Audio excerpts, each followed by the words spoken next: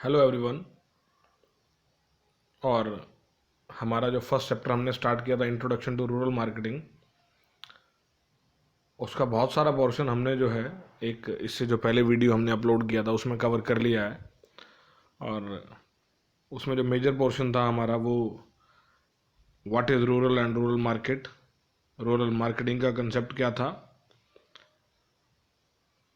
Then evolution हमने study किया था, नेचर इसको हमने स्टडी किया था, एडाज फार्मूला हमने स्टडी किया था उसमें, और जो कॉरपोरेट कंसेप्ट था कि why corporations, why companies are targeting rural markets, ये हमने डिस्कस किया था। एक जो लास्ट टॉपिक था इस चैप्टर का that was problems in rural markets, वो हमने पेंडिंग छोड़ा था। आइए आज उसकी बात करते हैं। देखिए सबसे जो पहला समस्या है that is low standard of living in the villages. और जहाँ तक इसकी बात है, मैं व्यक्तिगत तौर पर इस पॉइंट से ज़्यादा आप कह लीजिए कि एग्री नहीं करता, क्योंकि हमने जो है वो स्टैंडर्ड ऑफ लिविंग के मेजर्स अपने हिसाब से बना रखे हैं। अगर कोई व्यक्ति जो देसी खान पान में बिलीव करता है और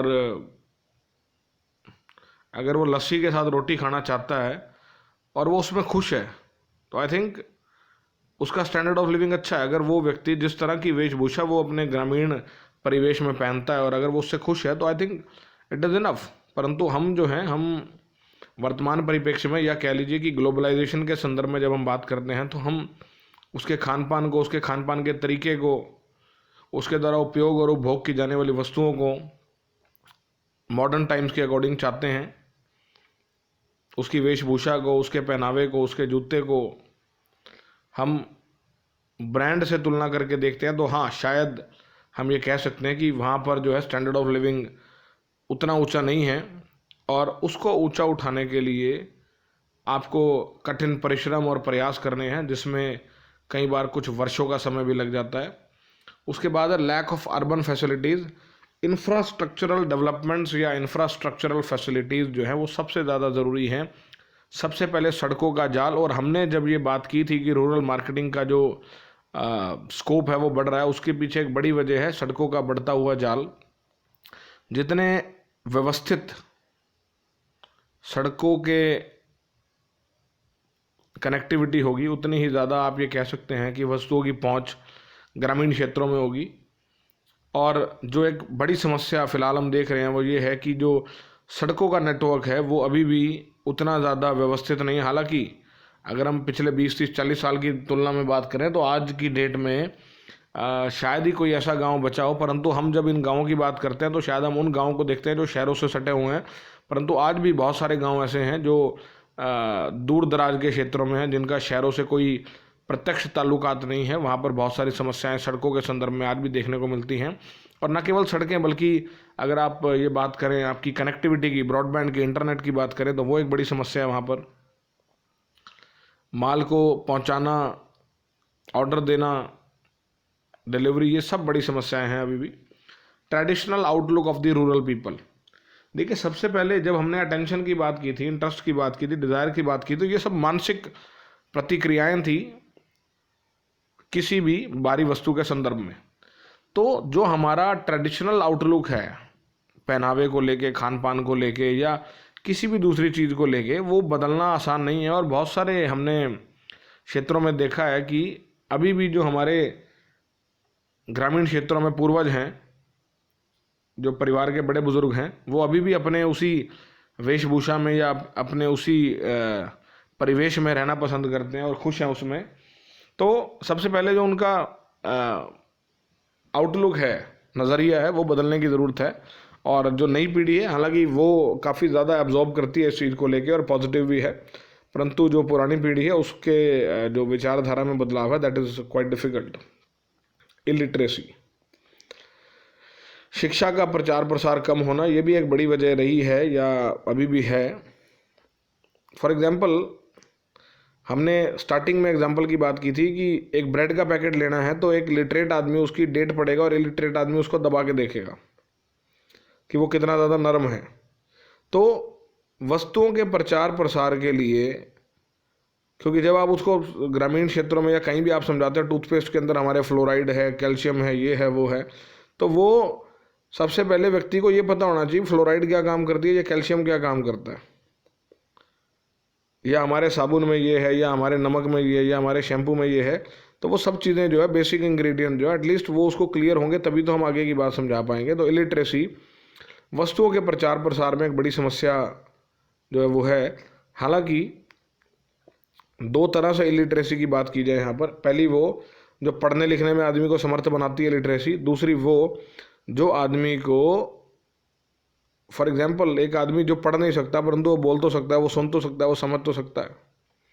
तो ये सब फैक्टर हैं लिटरेसी के, कि आदमी किस स्तर तक बात समझता है, किस स्तर तक बात को जानता है। There are more dependence on agriculture. देखिए, अगर किसी देश के व्यक्ति या किसी गांव के व्यक्ति एग्रीकल्चर पर निर्भर हैं, तो मैं ये मानता हूं कि ये उस देश का सौभाग्य है। सौभाग्य इसलिए क्योंकि यही वो लोग हैं जिसकी वजह से बाकी सभी लोगों को अनाज मिलता है और वो अपना काम कर सकते हैं। तो एग्रीकल्चर को लेके हमें माइंडसेट को सिर्फ चेंज करने की ज़रूरत है, मार्केटिंग प्लान्स को डेवलप करने की ज़रूरत है, और एग्रीकल्चरिस्ट को, जो हमारा कंट्रीब्यूटरी फैक्टर है जीडीपी का, उस व्यक्ति को, एग्रीकल्चरिस्ट को हमें थोड़ा सा प्रमोट करने की, थोड़ा सा सहारा देने की और थोड़ा सा व्यवस्थित करने की ज़रूरत है, ताकि वो अपनी फसलों का एक उचित मूल्य प्राप्त कर सके और अपने बच्चों को, अपने परिजनों को जो उचित परिवेश जिसकी हम सभी अपने बच्चों के लिए उम्मीद रखते हैं, आशा रखते हैं, वही वो भी किसान भी अपने बच्चों को दे सके। स्मॉल साइज मार्केट, ये एक समस्या है, क्योंकि जब एक कंपनी अपने एफर्ट्स को सेंट्रलाइज करती है, एफर्ट्स को फोकस करती है, तो एटलीस्ट उसको एक बड़ा बाज़ार, एक ऐसा बाज़ार तो मिले जहाँ पर वो ढंग से अपने ऑपरेशंस को मैनेज कर सके। परंतु ग्रामीण विपणन के साथ एक बड़ी समस्या है, क्योंकि व्यक्तियों की संख्या कम है, और उन व्यक्तियों में, फॉर एग्जांपल हमने ग्रामीण क्षेत्रों में उन क्षेत्रों को लिया जहाँ पर आबादी 10,000 से कम है, और अगर 10,000 से कम है तो मैं मान के चल रहा हूँ, क्योंकि ग्रामीण क्षेत्रों में जो हमारे बुजुर्गवार हैं उनकी संख्या भी ज़्यादा होती है, तो आपका जो सेगमेंट है, आपकी जो टारगेट ऑडियंस है, उसका साइज बहुत कम हो गया। फॉर एग्जाम्पल 30% वो लोग होंगे जो 60+ होंगे, 30-40% वो लोग होंगे जो 30 to 60 की रेंज में होंगे, और बाकी लोग वो होंगे जो 30 से नीचे के होंगे। तो अब आप ये देख लीजिए कि अगर 20-20, 30-30% हम इसी तरह काटते रहे तो आपकी जो टारगेट ऑडियंस है वो कौन सी बची, कैसी बची। देन है लो परचेजिंग पावर। परचेजिंग पावर का सीधा संबंध है इनकम से, चूँकि ग्रामीण क्षेत्रों में जो इनकम है वो अभी भी उतनी ज़्यादा नहीं है, ख़ासतौर पर उन किसानों की जो फसलों पर, जो हमारी ट्रेडिशनल फसलें हैं उन पर निर्भर हैं। ट्रेडिशनल फसलों की जब मैं बात करता हूँ तो उसमें गेहूँ चावल मुख्य रूप से शामिल की जाती है। इसके अलावा दाल दलहन जो भी हैं, सरसों है, कपास है, इनकी खेती है। और अगर हम प्रोग्रेसिव एग्रीकल्चरिस्ट की बात करें तो मशरूम की, स्ट्रॉबेरी की, इवन बहुत सारे एरियाज़ में जो है अपना आपकी केसर की खेती भी की जा रही है। बहुत सारे एरियाज़ में जो पर्ल है, मोती है, उसकी खेती भी की जा रही है। तो अगर आप ट्रेडिशनल कृषि के साथ जुड़े हुए हैं तो मैं ये मानता हूँ कि किसान सिर्फ अपना और अपने परिवार का पेट भर सकता है, इसके अलावा उसके पास ज़्यादा नहीं बचता। तो जब ज़्यादा नहीं बचेगा तो जाहिर सी बात है खर्च के लिए भी उसके पास सीमाएँ तय होंगी ऑलरेडी। देन है lack of infrastructural facilities like roads, transportation, communication and electricity. और इन्हीं पॉइंट्स को आधार बना के हम अपनी बात को आगे बढ़ा रहे हैं अब तक, कि जब तक इस तरह की मूलभूत सुविधाएं नहीं होंगी तब तक कोई भी कंपनी, कोई भी प्लांट वहाँ पर नहीं लगेगा। यहाँ पर एक बढ़िया एग्जांपल है मेरे पास, ग्रामीण विपणन का तो नहीं है ये, पर एक कैसे एक एरिया डेवलप करता है उसका है। सिंगूर में टाटा की, सिंगूर पश्चिम बंगाल में है, टाटा की जो नैनो कार है उसको बनाने का प्लांट लगना था और वो ऑलमोस्ट तैयार हो चुका था, सारी चीज़ें रेडी थी, परंतु किसी पॉलिटिकल इंटरफेरेंस की वजह से प्लांट को वहाँ से शिफ्ट होना पड़ा। अब टाटा का प्लांट वहाँ पर लगाया, बिल्कुल ज़मीन का जो अधिग्रहण कर लिया गया था, सब चीज़ें सेटल डाउन थी, परंतु वहाँ पर बात नहीं बनी और अल्टीमेटली गुजरात के तत्कालीन मुख्यमंत्री श्री नरेंद्र मोदी जी ने टाटा को गुजरात के साणंद में ज़मीन ऑफर की कि आप आइए और नैनो का प्लांट यहाँ पर लगाइए। देखिए उन्हें तो ज़मीन की आवश्यकता थी, और चूंकि उनकी तैयारी अपनी तरफ से परिपूर्ण थी, और जो टाटा का लखटकिया प्रोजेक्ट था नैनो कार का, वो बड़ा उस समय ज्वलंत मुद्दा था, तो उनको ज़मीन मिली। गुजरात के साणंद में उन्होंने प्लांट अपना शुरू किया, और देखते देखते आज साणंद में न केवल टाटा की बल्कि एक दो और ऑटोमोबाइल कंपनियों की फैक्ट्री हैं, उत्पादन संयंत्र लगे हुए हैं, टायरों की फैक्ट्री हैं, और वो पूरी एरिया जो है वो बहुत बढ़िया तरीके से डेवलप हो गया। तो डेवलपमेंट के लिए हमें क्या चाहिए? हमें चाहिए इंफ्रास्ट्रक्चर, हमें चाहिए गवर्नमेंट का सपोर्ट, हमें चाहिए कनेक्टिविटी, हमें चाहिए लोकल मैन पावर। और अगर आप ये सब उपलब्ध करवा देते हैं तो आपको प्रोडक्शन यूनिट लगाने से कोई नहीं रोक सकता। और एक चीज़ और यहाँ पर मैं उठाना चाहूँगा, जब गवर्नमेंट जो है वो सरकारी संस्थानों की स्थापना करती है, थर्मल लगाए गए, तो हमने उन क्षेत्रों को चुना जो शहर से सटे हुए थे परंतु थोड़ा सा दूर थे, और उन एरियाज में, ताकि रोजगार का जनरेशन भी हो सके। तो कहीं ना कहीं परचेजिंग पावर इनकम के साथ, और इनकम रोजगार के साधनों के साथ जुड़ी हुई है। देन है large diverse and scattered market. यहाँ पर स्कैटर्ड विस्तृत होता है, परंतु यहाँ पर जो विस्तृत है वो है लोगों की इच्छाओं की विस्तृतता। शहरों में चूंकि एडवर्टीजमेंट का प्रभाव बड़ा प्रबल है, लोग बड़े फोकस होकर खरीदते हैं, आप सीधा ब्रांड के नाम से चीज़ को मांगते हो। परंतु ग्रामीण क्षेत्र में आप कह लीजिए कि अभी इस चीज़ का थोड़ा सा अभाव है। मार्केट अलग अलग स्थानों पर फैली हुई है,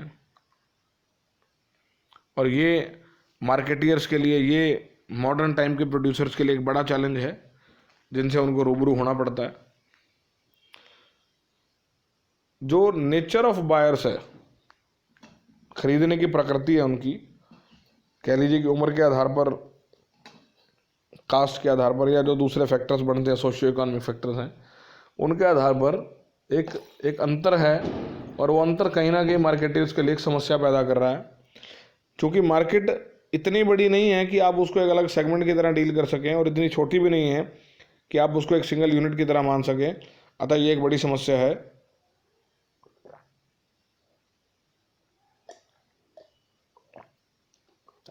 इसके बाद बढ़ते हैं अपॉर्चुनिटीज और चैलेंजेस की तरफ।